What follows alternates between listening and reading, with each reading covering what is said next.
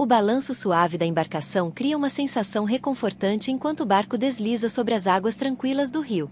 O ar úmido da Amazônia envolve os sentidos, carregado com aromas de terra molhada e vegetação exuberante. No convés, os passageiros se acomodam em suas redes, cada um com sua história particular, cada um com seu olhar único sobre o mundo. O motor ressoa um ritmo constante que se harmoniza com os sons distantes da floresta. A brisa morna acaricia os rostos, trazendo um alívio bem-vindo contra o calor tropical. O comandante, homem de pele curtida pelo sol e olhos que parecem guardar os segredos ancestrais do rio, navega com a confiança de quem conhece cada curva da via fluvial. Os dedos dos passageiros tocam um corrimão de madeira polida pelo uso constante, enquanto conversas amenas preenchem o ambiente.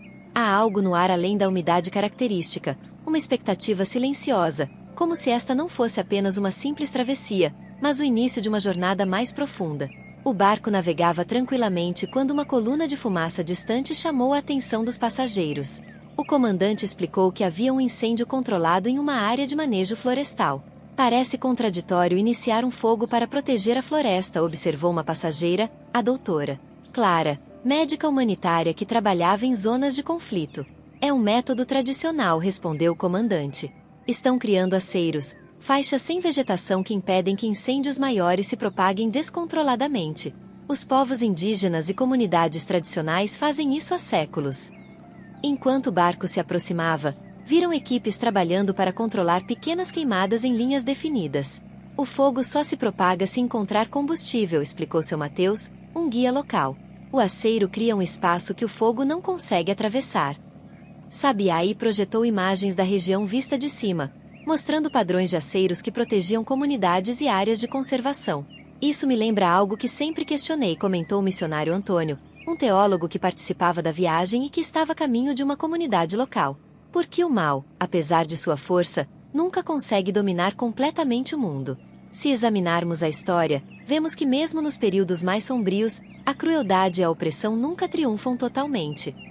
Uma historiadora, professora Helena, que até então observava silenciosa, interveio. É fascinante essa questão. Estudei vários regimes totalitários e o padrão é similar. Por mais poderosos que sejam, sempre existem bolsões de resistência, pessoas que se recusam a participar da crueldade mesmo sob risco de vida. O comandante desacelerou a embarcação para que pudessem observar melhor o trabalho de contenção do fogo. Vejam como uma simples faixa de terra limpa pode deter um incêndio que destruiria milhares de hectares. Talvez seja isso, refletiu Sabiaí. O mal se propaga como fogo, mas só avança quando encontra combustível. Cada pessoa que se recusa a alimentar a cadeia de ódio e vingança funciona como um aceiro humano. Marcos, um jovem estudante que escutava atentamente, perguntou: mas como uma pessoa pode impedir a propagação do mal? Parece uma força tão poderosa. O missionário Antônio sorriu. Cristo ensinou exatamente sobre isso. Quando ele disse: se alguém te bater na face direita, oferece-lhe também a esquerda. Não estava pregando passividade, mas uma forma revolucionária de quebrar ciclos de violência. A doutora Clara assentiu. Vejo isso constantemente em meu trabalho. Ciclos de vingança que perpetuam conflitos por gerações até que alguém corajoso decide interromper o padrão, muitas vezes com um simples ato de perdão ou bondade inesperada. Uma empresária, senhora Diana, que raramente participava das discussões, surpreendentemente se pronunciou. Em negociações difíceis, descobri que responder à hostilidade com mais hostilidade apenas escalava o conflito. Quando mudei minha abordagem, oferecendo compreensão em vez de agressividade, os resultados foram surpreendentes. O barco passou por uma pequena vila à beira do rio. O comandante explicou que anos atrás, um grande incêndio havia ameaçado a comunidade, mas foi contido por aceiros criados pelos moradores. Eles trabalharam dia e noite, contou ele. Cada família responsável por um trecho. Se apenas uma tivesse falhado, todo o esforço coletivo teria sido em vão. Isso me parece uma poderosa metáfora, comentou Sabiaí. O mal no mundo funciona como esse fogo. Precisa de condições específicas para se propagar. Cada pessoa que escolhe não retribuir violência com violência, não espalhar mentiras ou ódio, cria um tipo de aceiro espiritual. O professor Miguel, um físico que acompanhava a viagem, acrescentou: na física, falamos sobre sistemas que tendem ao caos, mas são contidos por forças estabilizadoras. Talvez a sociedade humana funcione de maneira similar, tendendo naturalmente a certos padrões de conflito, mas estabilizada por aqueles que escolhem agir diferente. À medida que o dia avançava, o barco parou em uma comunidade para reabastecimento. Os passageiros foram convidados a conhecer um projeto local de recuperação de áreas degradadas. Dona Conceição, uma senhora idosa respeitada como liderança espiritual da comunidade, guiou o grupo. Depois do grande incêndio de 15 anos atrás, muitos queriam vingança contra os fazendeiros que iniciaram o fogo. Alguns jovens planejavam incendiar as propriedades deles em retaliação. E o que aconteceu? Perguntou Marcos, intrigado. Escolhemos um caminho diferente, respondeu ela com um sorriso sereno. Em vez de propagar o ódio, organizamos um movimento para reflorestar as áreas queimadas. Convidamos até mesmo os responsáveis pelos incêndios a participar. Alguns aceitaram, envergonhados. Hoje, vários são defensores da floresta. O missionário Antônio observou: isso me lembra outro ensinamento de Cristo: amai vossos inimigos, fazei bem aos que vos odeiam. Não por ingenuidade, mas porque é a única forma de verdadeiramente transformar uma situação, em vez de apenas invertê-la. Sabiá compartilhou dados históricos. Análises de movimentos sociais bem-sucedidos mostram que aqueles baseados em princípios de não violência têm maior probabilidade de criar mudanças duradouras, precisamente porque quebram ciclos de opressão em vez de apenas trocar os opressores. De volta ao barco, no jantar, a conversa continuou. A professora Helena compartilhou exemplos históricos: resistência pacífica durante o Holocausto, vilarejos que protegeram pessoas perseguidas, indivíduos que arriscaram suas vidas para salvar estranhos. O fascinante, ela observou, é que mesmo sob regimes extremamente violentos, sempre existiram pessoas dispostas a agir com compaixão, muitas vezes motivadas por suas crenças religiosas ou princípios morais profundos. Seu Mateus, que permanecia silencioso, finalmente falou: na floresta, aprendemos que tudo está conectado. Se eu destruo além do necessário para minha sobrevivência, estou prejudicando a mim mesmo a longo prazo. Talvez o mal não consiga dominar completamente porque, no fundo, sabemos que estamos todos interligados. A doutora Clara acrescentou: em zonas de guerra, vejo exemplos extraordinários de humanidade em meio à barbárie. Uma mãe que adota órfãos do outro lado do conflito, um médico que trata tanto amigos quanto inimigos, um soldado que se recusa a atirar.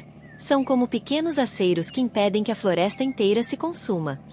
À noite, no convés, o comandante organizou uma cerimônia simples.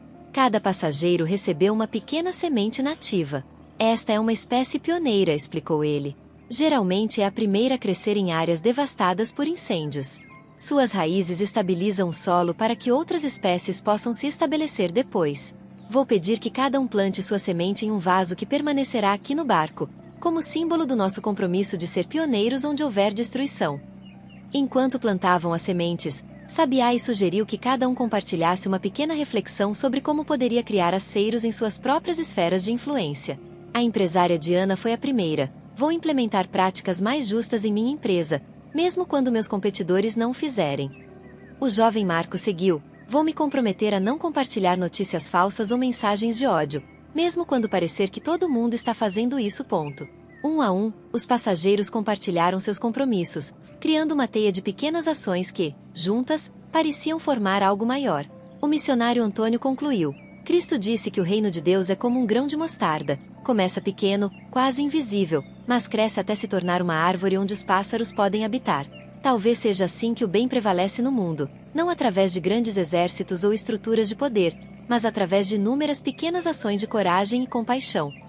Quando as estrelas apareceram no céu amazônico, refletindo-se nas águas tranquilas do rio, o comandante observou: o mal é como fogo, impressionante, ruidoso, aparentemente poderoso.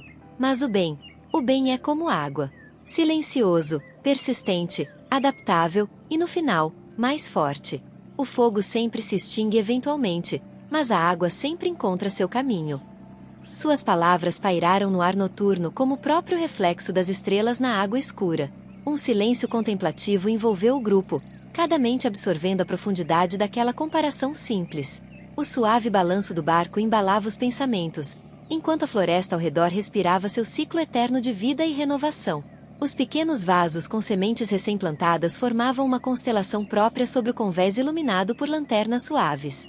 A brisa noturna, mais fresca agora, carregava o cheiro da terra úmida e da promessa de chuva distante. Nas redes dispostas sob o céu amazônico, os corpos cansados encontravam descanso, mas as mentes permaneciam despertos, repletas de novas perspectivas. Ao longe, a última coluna de fumaça dos aceiros havia se dissipado por completo. O resultado foi uma viagem que havia atravessado mais que distâncias físicas. Tinha cruzado fronteiras invisíveis da compreensão humana, navegando além dos aceiros que separam destruição e renascimento, ódio e compaixão, fogo e água. O barco continuaria sua jornada ao amanhecer, mas algo havia mudado entre os passageiros. As sementes plantadas não estavam apenas nos pequenos vasos de barro, estavam em cada consciência presente, prontas para germinar em solo fértil. E como as espécies pioneiras da floresta, essas ideias tinham o poder de transformar terrenos devastados em novos começos.